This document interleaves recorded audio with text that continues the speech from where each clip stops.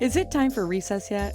I'm so glad you found time to join us here on the Child Care Director's Chair, where Erica Sacoccio shares her best practices that she's refined through her passion of directing childcare centers over the last 23 years.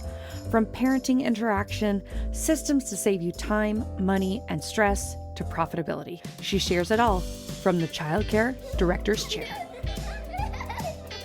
Hey guys, welcome back. I'm so happy you're here today. It is the beginning of January, and I noticed that many of the episodes that I started with this year are more like Debbie Downer kind of conversations, which is so weird because it's January and most people are talking about, inspiration and new you and new year and all the wonderful things that we all feel those first 2 or 3 weeks of January. Although for those of you who know me, I am always happy and positive pretty much year round. But my thinking was, when I really thought about what did I want to talk about, I wanted to say, what were the things that people really were struggling with besides, the staffing crisis, which I feel like is somewhat evened out and is a little more stable. The things that happen with being under stress for long periods of time and, having that inconsistency for many of us with staffing, with call-outs and all of those things that we've been dealing with, which have risen our stress levels, which cause more conflicts, which we talked about in the last couple of episodes. But today I want to talk about there's no tired like teacher tired. And I know maybe some of you have forgotten what it's like to be a teacher in a classroom day after day. Now, I know that you have covered for a week or two here or there with all the call outs, but at the end of the day, you're not assigned to that room.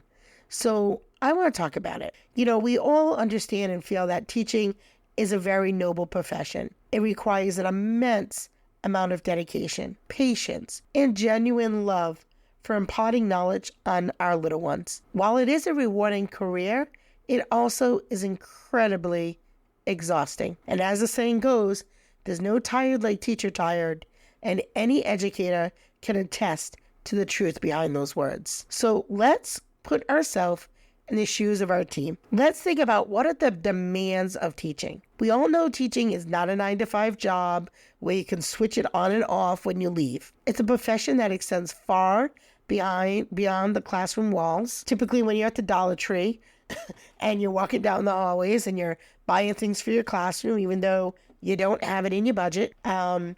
Teachers spend countless hours preparing lesson plans, prepping materials, buying materials, providing individualized attention for their students, and especially if they have a child or two in the room that needs a little additional support. This commitment means sacrifice of personal time, weekends, to ensure that every student receives the best possible education. Many times on long holiday weekends, teachers are, in their classrooms doing bulletin boards or putting together new sensory bins, right? They are really dedicated people. And this can be emotionally and mentally exhausting. Teaching's not just about delivering those lessons. It also involves nurturing young minds and providing emotional support. Oftentimes, teachers act as counselors, as mentors, as mediators, as role models for their students, dealing with a diverse range of personalities, backgrounds, learning abilities. It can be emotionally draining. And the weight of responsibility to ensure the success and well-being of every student can take a toll on the teacher's mental health. Constant adaptation. As things change, regulations change, curriculum changes, education landscape is constantly evolving. And especially if your program is part of like a quality rating system, right? Where the standards change, where the scales that they use to rate your classroom change, right? The teachers have to adapt to these new teaching methods or technologies, curriculum changes, material changes. Continuous professional development is so essential to stay updated and provide the best learning experience for students.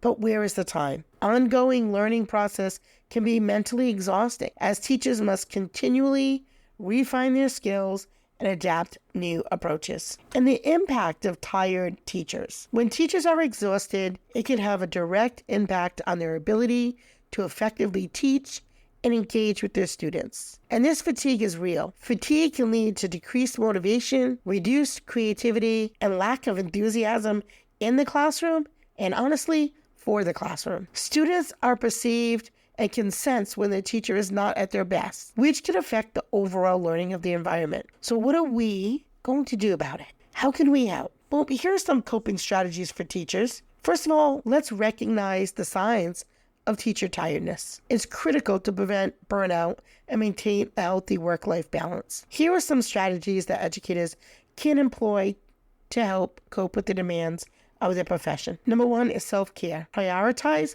self-care activities such as exercise, meditation, and hobbies to recharge and rejuvenate. And I'm going to add one more to that. I say travel. I love to travel, even if it's local. You don't have to go far away to Fiji, although that'd be nice, right? Even if it's somewhere local. You know, here in Rhode Island, we have so many great spas. If that's your thing, we have so many great beaches or hiking trails.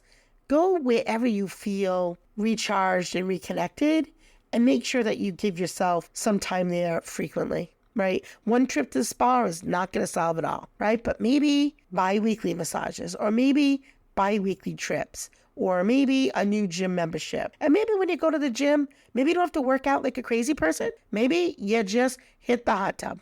Maybe you just go for a swim. Maybe you just hit the sauna. It's okay to do that too. Number two is you got to establish boundaries. Set clear boundaries between work and personal life to ensure time to relax and have leisure activities. Number three is seek support. Connect with fellow teachers or join professional networks to share experiences. Seek advice and find support. You feel so much better when you're not alone. I think that's probably why so many of you come onto our podcast, because it's so nice to hear that other people are struggling with the same things. And then other people have the same celebrations too, right? We're not always struggling. We're not always in a sense of survival mode. Sometimes things are good. You want to practice time management and effectively manage time by prioritizing tasks, delegate when possible, and avoiding procrastination, which we all can be guilty of. And number five, let's celebrate successes. Acknowledge and celebrate the achievements and positive impacts made in the classroom to help boost morale, and find that one little thing, whether it's a teacher finally got a student potty trained, although that is the child's success, that's also the teacher's success.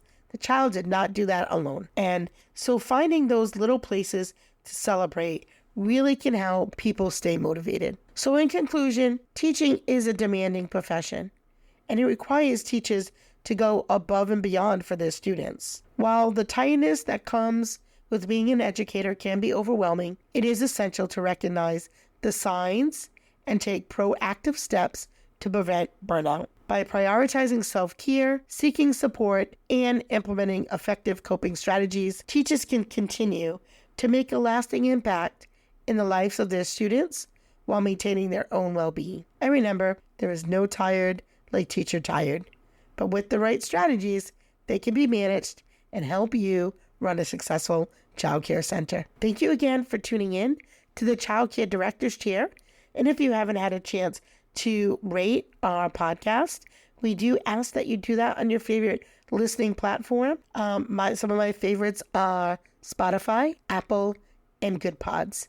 So thank you again for tuning in, and I hope to see you tomorrow, and I hope you have a great day. Well, all the cute little kiddos have been picked up and it's time to go home. And that'll do it for another episode of the Child Care Director's Chair. Please leave a review so Erica knows the information is helping you to manage and improve your childcare centers. Remember to subscribe to get the latest episode from Erica's Child Care Director's Chair.